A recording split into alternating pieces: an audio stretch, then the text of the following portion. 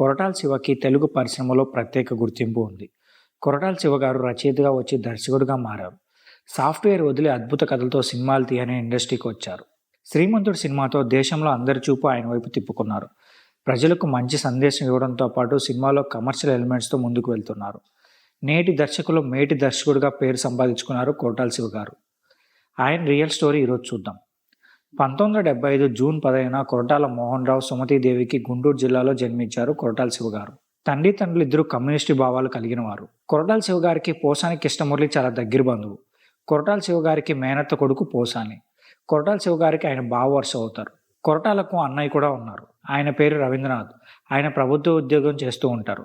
అయితే కొరటాల శివ గారికి 10 సంవత్సరాల వయసు సమయంలో తండ్రి మరణించారు. ఆయన ప్రభుత్వ ఉద్యోగం చేసేవారు. అయితే తల్లిగారికి పంచాయతీ సెక్రటరీ ఉద్యోగం కూడా వచ్చింది. చివరికి తల్లి ఉద్యోగం చేసుకుంటూ ఇద్దరు కుమారులను చదివించారు. ఇద్దరు పిల్లలు మంచి ఉద్యోగం చేయాలని ఆమె కోరిక. కొరటాల శివ చిన్నతనం నుంచి పుస్తకాలు బాగా చదివేవారు. అనేక పురాణాలు, ఇతిహాసాలు, కథలు చదివేవారు. అలానే స్కూలింగ్ అంతా తన ఊర్లో ఫినిష్ చేశారు. గుంటూరులో ఇంటర్ ఫినిష్ చేశారు. బీటెక్ బళ్ళారి వెళ్ళి అక్కడ పూర్తి చేశారు. అయితే బీటెక్ పూర్తి చేసిన తర్వాత 1998లో హిమాయత్ నగర్ వచ్చి అక్కడ 5,000 రూపాయలకి ఒక సాఫ్ట్వేర్ కంపెనీలో ఉద్యోగం జాయిన్ అయ్యారు. కానీ ఆయనకి జాబ్ ఇష్టం లేదు. రాత్రి సమయంలో పూర్తిగా స్టోరీలు, డైలాగులు రాసేవారు. చివరకు ఉద్యోగం చేసుకుంటూ ఇలా సినిమాలో వర్క్ చేసేవారు. అయితే ముందు పోసాని కృష్ణమురళి శివాని ఉద్యోగం చేసుకోమని చెప్పారంట. మంచి లైఫ్ ఉంటుంది, సినిమా పరిశ్రమలో అవకాశం వస్తే తప్ప లైఫ్ ఉండదు అని చెప్పారంట. మార్నింగ్ ఉద్యోగం చేసుకొని సాయంత్రం పూట కథల డిస్కషన్లో పాల్గొనేవారు కొరటాల శివ గారు. మొత్తానికి శివలో తన ప్రతిభను చూశారు పోసాని గారు. అద్భుతమైన రచయిత ఉన్నాడని గుర్తించారు.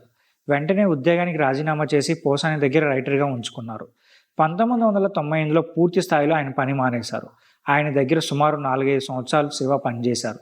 ఆ తర్వాత ఆయన అనేక సినిమాలకు రచయితగా కథలు అందించాడు. అలాగే స్టోరీ డైలాగ్స్ కూడా రాసేవారు. 2002లో రచయితగా ఆయనకు అవకాశం వచ్చింది. బీబీఎస్ రవి దగ్గర గర్ల్ ఫ్రెండ్ సినిమాకు రచయితగా వర్క్ చేశారు. ఆ తర్వాత 2005లో భద్రా సినిమాకు రచయితగా కథ అందించారు. మున్నా సినిమాకు రచయితగా రవి దగ్గరే సహాయ రచయితగా పనిచేశారు. ఆ తర్వాత ఒక్కడున్నాడు సినిమాకు డైలాగ్స్ కూడా రాశారు. ఎన్టీఆర్కి సూపర్ హిట్ అయిన సినిమా బృందావనం. ఈ మూవీకి రైటర్గా వర్క్ చేశారు కొరటాల శివ గారు. ఇలా 2002 నుంచి 2011 వరకు అనేక సినిమాలకు రచయితగా పనిచేశారు. ఈ సమయంలో సినిమా స్టోరీపై పూర్తిగా ఆయనకు పట్టు వచ్చింది. స్టోరీని ఏ విధంగా రాయాలి, సంభాషణలు ఏ విధంగా ఉండాలి, స్టోరీని ఏ విధంగా తెరకెక్కించాలనేది పూర్తిగా నేర్చుకున్నారు. ఇలా పూర్తిగా సినిమాలు తీసే అవగాహన వచ్చింది ఆయనకి.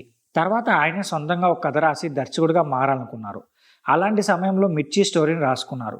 ఈ స్టోరీని ఎవరికి వినిపిద్దామని చూస్తే ప్రభాస్కి అయితే సెట్ అవుతుందని అనుకున్నారు. కానీ ప్రభాస్ని కలవాలంటే చాలా కష్టం. అప్పటికే చాలా సినిమాలతో బిజీగా ఉన్నాడు. ఇలా ఓ మిత్రుడిని కలిసి ప్రభాస్కి స్టోరీ వినిపించాలని తెలియజేశారు. ఆ సమయంలో ప్రభాస్కి మిర్చి స్టోరీ బాగా నచ్చింది. వెంటనే సినిమా చేస్తానని తెలియజేశారు. ప్రభాస్కి ఈ కథ నచ్చడంతో వెంటనే అన్నీ చక్కచక్క జరిగిపోయాయి. ఈ సినిమా ఎంత సూపర్ హిట్ అయిందో ప్రత్యేకంగా చెప్పనక్కర్లేదు. మిర్చి సినిమా ఒక సెన్సేషన్ అయింది. 2013లో ప్రభాస్కి సూపర్ హిట్ అందించారు కొరటాల శివ గారు. ఈ సినిమా దేశవ్యాప్తంగా మారిమోగిపోయింది. ఆ తర్వాత మహేష్ బాబు 'శ్రీమంతుడు' మూవీ చేశారు. ఇది బాక్సాఫీస్ వద్ద మరో పెద్ద విజయాన్ని అందించింది కొరటాల శివ గారికి. 2 సినిమాలతో బాక్సాఫీస్ వద్ద విజయం సాధించడంతో తదుపరి మూవీ భారీగా తీశారు. అదే 'జనతా గ్యారేజ్'. ఈ మూవీలో ఎన్టీఆర్ హీరోగా యాక్ట్ చేశారు. ఈ మూవీ కూడా చాలా పెద్ద హిట్గా నిలిచింది. 'జనతా గ్యారేజ్' కలెక్షన్ల వర్షం కురిపించింది. 130 కోట్లు పైగా వసూలు తీసుకొచ్చింది ఈ సినిమా. తర్వాత మహేష్ బాబు యొక్క 'భరత్' అనే సినిమాకి దర్శకత్వం వహించారు. ఇది పొలిటికల్ డ్రామా మరియు బాక్సాఫీస్ వద్ద బ్లాక్ బస్టర్ హిట్ అయింది. ఈ చిత్రం బాక్సాఫీస్ వద్ద సుమారు 225 కోట్లు వసూలు చేసింది. ఆ తర్వాత చిరంజీవితో 'ఆచార్య' మూవీ తీశారు. ఈ మూవీ ఫ్లాప్గా నిలిచింది. ఇప్పుడు 'దేవరా' మూవీతో మన ముందుకు రాబోతున్నారు. ఈ మూవీ ఎంత పెద్ద హిట్ అవుతుందో వెయిట్ చేసి చూద్దాం. కొరటాల శివ అరవింద్ అనే అమ్మాయిని ప్రేమించారు. ఆ అమ్మాయి ఉన్నత చదువులు కూడా చదువుకున్నారు. లండన్లో కొంతకాలం ఉద్యోగం కూడా చేశారు. ఫ్యామిలీ పర్మిషన్తో ఇద్దరు పెళ్లి చేసుకున్నారు.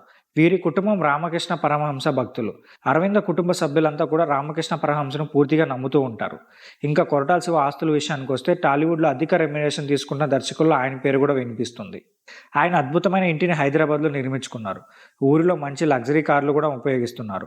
ఆయన ఆస్తి సుమారు 30 కోట్ల రూపాయల వరకు ఉంటుందని టాలీవుడ్లో టాక్. ఈ వీడియో మీకు నచ్చితే మా ఛానల్ సబ్స్క్రైబ్ చేసుకోండి.